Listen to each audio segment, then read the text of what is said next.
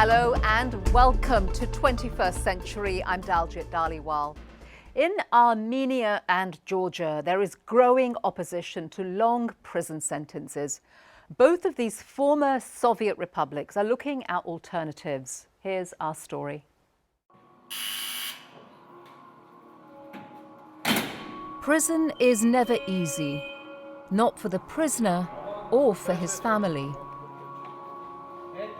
Locked away from family and friends, unable to study or work, time seems to stand still.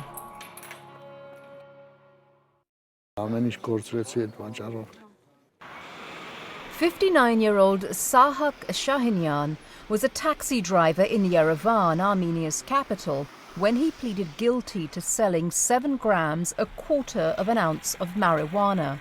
He now says he didn't do it and that his punishment, 5.5 years in prison, has cost him dearly.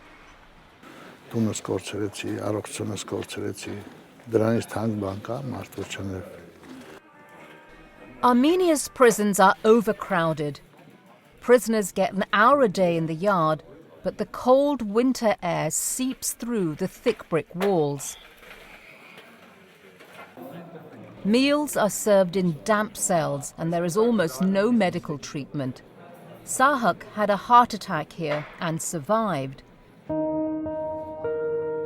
But he urgently needs surgery that the prison system won't provide and he can't afford. His wife is afraid he'll die in prison. Stories like Sahak's have some in Armenia and the surrounding region asking, are too many people locked away? Are sentences too harsh? Is prison the best way to punish people? Our courts, justice system tends to convict people to imprisonment and for rather long sentences. Human rights advocate Anna Malikian says Armenia's courts are too quick to sentence criminals to long prison terms that leave them at a disadvantage. Such as difficulties in reintegration into society, finding employment, jobs after they are released. And Anna points out extended punishments can turn a small-time crook into a repeat offender. As our study showed, they are exposed to the influence of so-called criminal subculture, and it leads to reoffending. We will end up living in a very insecure society. And inmates don't serve their time alone. Since Sahak has been in prison, his wife Ruzana has been struggling. She earns only $5 a day cleaning a restaurant and is expected to send meals to her husband in prison and to her son in the army.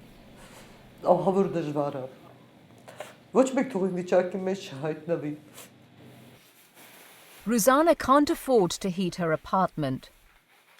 She lives alone since her daughter got married, and after living without her husband for more than 4 years, she's not optimistic that he'll be home soon.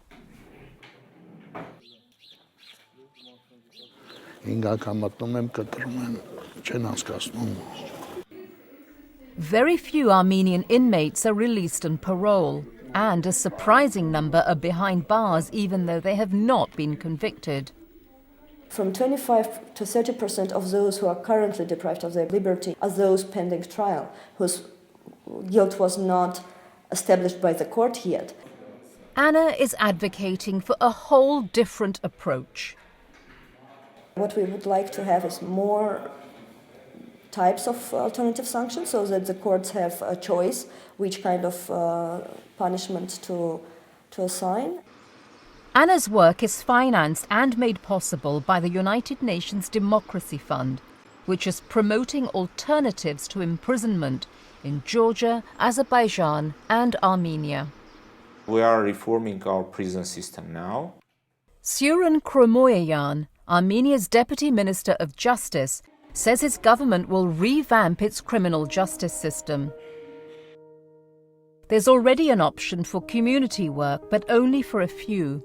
Kromoyan promises to expand that program, shorten sentences and minimize pre-trial detention. It means using some electronic monitoring systems for keeping there at home. As Armenia plans its reforms, it's looking closely at Georgia, which was forced to develop alternative sanctions by a widely reported scandal. When this disturbing video was broadcast in 2012, Georgians were appalled. They learned that juvenile inmates were often physically and sexually abused.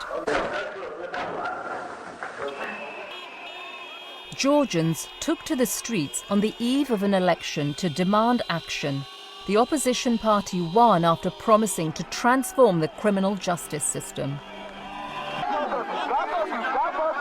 After elections, there was a huge amnesty adopted by the parliament. Georgi Arsoshvili heads Georgia's new probation agency. He says thousands of prisoners were released and the period of post-prison supervision was dramatically shortened. Before probation period, it can be 4 to 1 year. Now probation is limited to 6 years.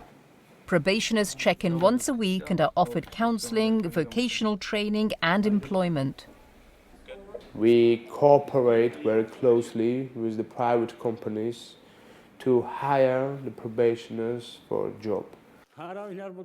The agency helped these probationers get work renovating this building. Georgi is especially proud of this newly opened halfway house. After being in prison, non-violent inmates can finish their sentences here. Here we have class. Inmates get training, play sports, and even get work making pasta. The inmates are paid for this work. They receive salaries, and approximately average salary here is $200 per month.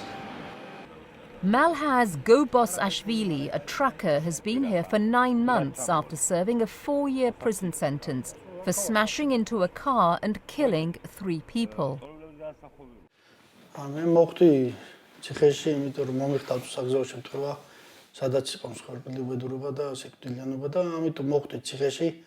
Malhaz and other convicts are allowed to leave the halfway house every weekend to see their families so that they get used to life on the outside.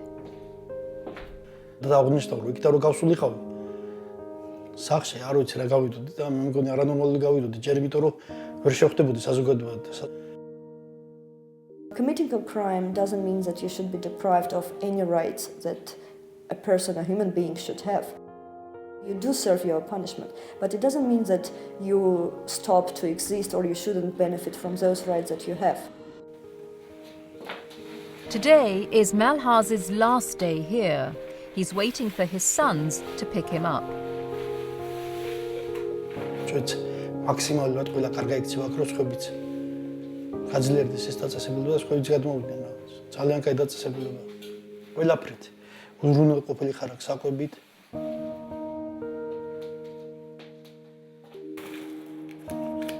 His driver's license has been taken away, but he'll be working in his family's business running a store. To all probationers, I can tell just one thing. We really want them to be back in society. Georgi has no doubt back in society is where men like Malhaz belong.